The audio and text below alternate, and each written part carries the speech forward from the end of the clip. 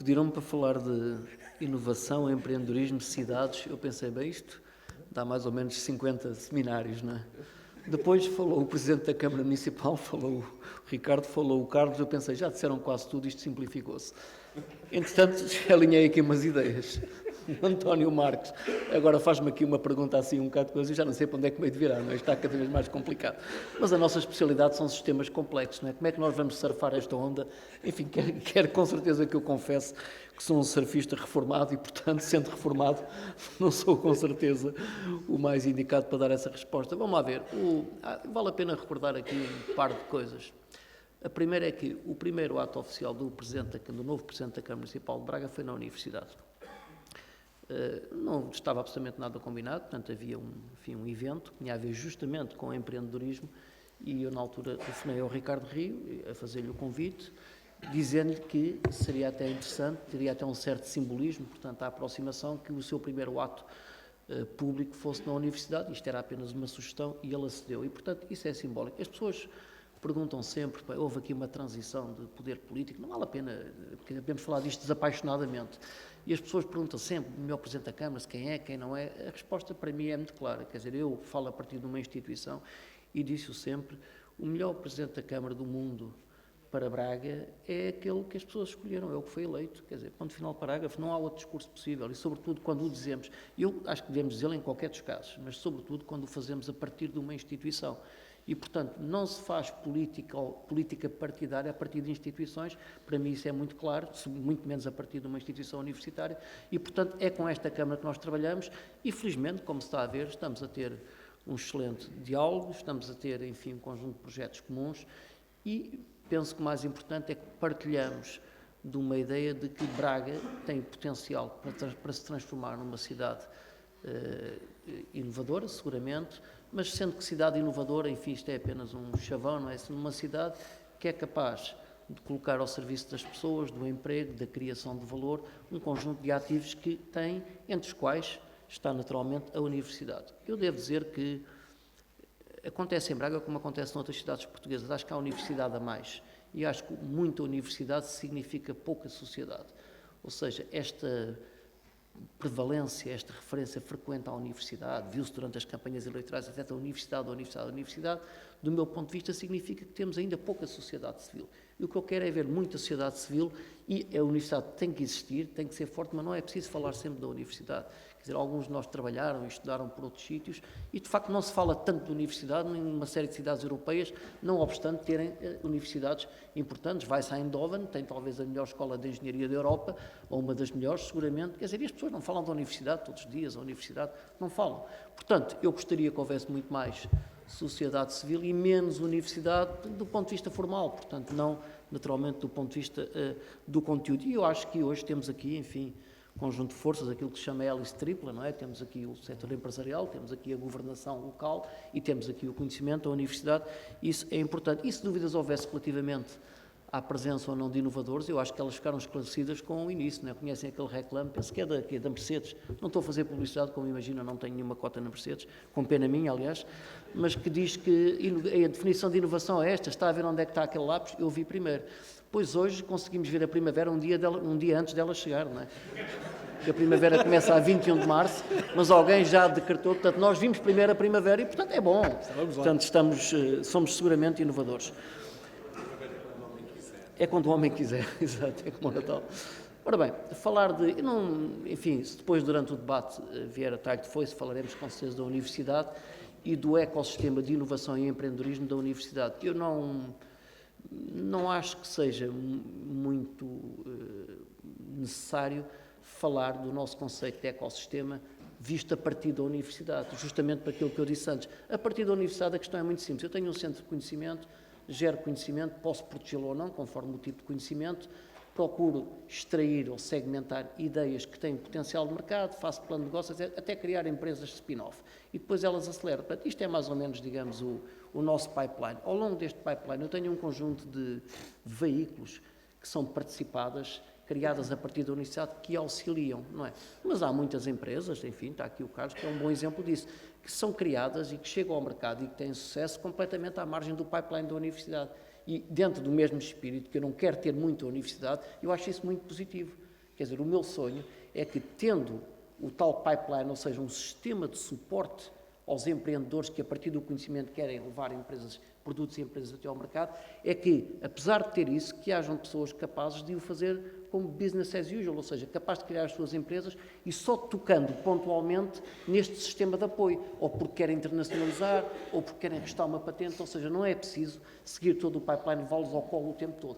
E, portanto, estamos a trabalhar seguramente nesse sentido e as coisas, enfim, não, para o padrão português, estão a correr bastante bem. Eu acredito, enfim, sem qualquer espécie de vaidade, que temos o melhor ecossistema de inovação e empreendedorismo das universidades portuguesas, o que em termos internacionais vale o que vale. Temos, e eu estou a dizer isto, não estou aqui a fazer nenhum autoelogio, isto é um trabalho feito ao longo de muitos anos. Eu vejo ali o Manuel Mota, que foi o meu antecessor e que foi meu colega noutra reitoria e que lançou muitas, enfim, dos pilares de todo esse sistema que foi criado e, portanto, isto é um trabalho de equipa ao longo de muitas reitorias e não estou de forma nenhuma a fazer aqui a apologia do trabalho que esta reitoria atual da Universidade está a fazer, mas de forma nenhuma, e o Manuel sabe bem que assim é, porque estamos demasiado envolvidos os dois em muitas coisas destas. Deixa-me só falar um bocadinho da cidade. Eu não tenho muito esta ideia, isto aqui cruza-se um bocado a questão da inovação e a questão do facto de eu ser, enfim, especialista, ou pelo menos ter investigado muito tempo sobre cidades. Eu não tenho muita ideia da cidade dirigista, ou seja, não acho que... O próprio conceito de ecossistema é um conceito de elementos que têm vida própria, que se interrelacionam e que não têm nenhuma classe dirigente, não têm um esquema dirigista, ou seja, é muito mais rede do que hierarquia, não é? Esse é o conceito de ecossistema. E aquilo que eu desejaria é que, identificadas as peças centrais de um ecossistema numa cidade, que essa cidade se transformasse naquilo que se chama uma cidade incubadora. A cidade incubadora tem as funções necessárias para incubar ideias, sendo que ideias, tipicamente para este efeito, são, digamos, é aquilo que é capaz de gerar valor e, portanto, no limite, chegar ao mercado.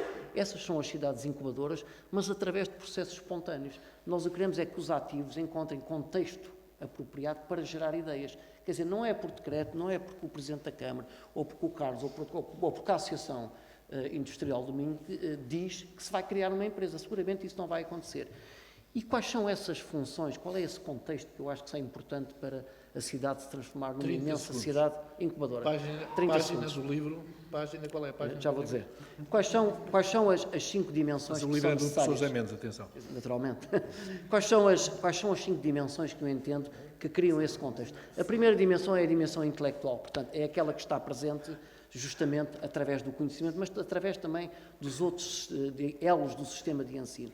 A segunda dimensão é a dimensão da inovação propriamente dita, ou seja, as plataformas que nos permitem gerar empreendedores, as plataformas que nos permitem converter o conhecimento em valor. A terceira dimensão, muito, muito importante, já foi hoje aqui referida, é a dimensão da conectividade. Um ecossistema que não tem conectividade, intraconectividade e extraconectividade é um ecossistema que não vai funcionar, porque a conectividade é provavelmente o elemento mais importante de um ecossistema. Depois, uma cidade deve ser sustentável, ou seja, deve ter forma de se manter sem criar déficits, sem criar passivos, sejam passivos ambientais, sejam passivos organizacionais, sejam passivos naturalmente financeiros, não é? E por fim a cidade tem a sua autenticidade. Cada cidade tem a sua autenticidade, umas com mais valor, mais singulares, mais únicas do que outras. Se eu for capaz de juntar estas 5 funções, eu tenho aquilo que é o caldo necessário para que um ecossistema seja capaz de florescer. Deixa-me só, António Marcos, fechar com isto. E, portanto, acho que valeria a pena olhar para estas 5 dimensões, estes 5 corações e pô-los a bater, porventura, a velocidades diferentes. Isso tem muito a ver com o investimento que se quer colocar em cada uma destas funções. Para fechar, é um minutinho extra, já agora. Depois a gente recupera. Há um desafio, a cidade é um living lab, é um laboratório vivo, não é? E é a cidade ideal para se testar inovações, que depois podem migrar para mercados, para outros mercados. Há uma tendência que está a aparecer muito agora nos ecossistemas de empreendedorismo, que tem a ver com isto, desfocar do impacto económico, ou seja, há empreendedores de muito sucesso, isso acontece muito, por exemplo, no Silicon Valley, de muito sucesso, cujo objetivo, cujos focos é gerar impacto económico. Ou seja, eu crio uma empresa, gera impacto económico, o que não tem nada de errado. Nós sabemos que há muitas atividades que, todas as atividades, aliás, além do impacto económico, têm também aquilo que se chama um impacto social ou societal e, sobretudo, um impacto societal de longo prazo. E o desafio que é colocado, e sobretudo que é colocado às cidades hoje, é como é que somos capazes de fazer a convergência entre o impacto económico e o impacto societal de longo prazo. Eu dou apenas um exemplo. Se eu tiver um problema de estacionamento dentro de uma cidade, isto não é para puxar aqui nenhum tema quente, Ricardo, mas se eu tiver um problema de estacionamento... Parece que a Câmara de Braga vai acabar com o estacionamento. Se eu tiver um problema de estacionamento numa cidade, digamos, se eu quiser arranjar uma solução que gere impacto económico, eu construo parques de estacionamento. Não há nada provavelmente de errado nisso. Construo, portanto, eu taxo, as pessoas pagam. O bem é escasso, o lugar de estacionamento, e dizem os livros de economia, não é? Se o bem é escasso, coloca-se um preço. E, portanto, estaciona-se. Mas vejam bem, isso é tratar o sintoma, portanto, é eu não ter onde colocar o automóvel. O problema de fundo que está ali é o problema da mobilidade, é um problema de mobilidade, genericamente.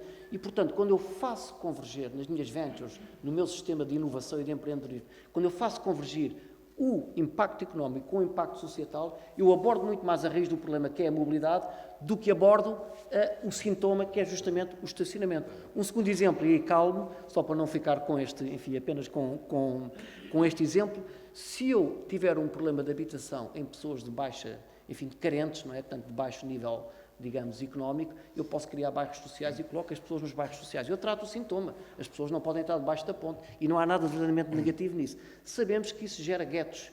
O problema que eu tenho de fundo, a raiz do problema, é um problema de inserção social.